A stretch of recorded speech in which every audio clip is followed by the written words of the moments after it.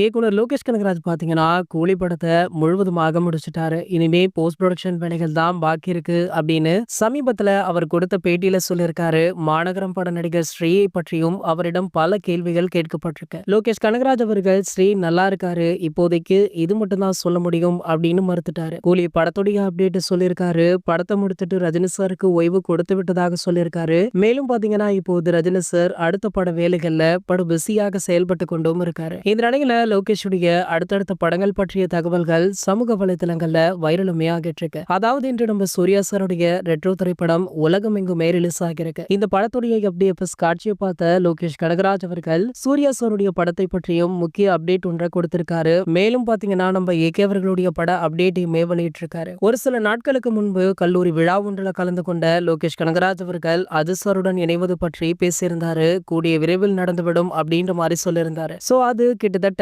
முடிவாகி விட்டதாம். இன்னும் 3 அல்லது 4 மாதங்கள்ல இந்த பட வேலைகள் ஆரம்பிக்கப்பட இருக்கா. AK 64 படத்தை லோகேஷ் கனகராஜ் இயக்குவது கிட்டத்தட்ட உறுதி அப்படின்னுமே சொல்லப்படுது. இது போன்ற சினிமா செய்திகளை பத்தி நீங்க உடனே தெரிஞ்சுக்க நம்மளுடைய சேனலை மறக்காம சப்ஸ்கிரைப் பண்ணிக்கோங்க.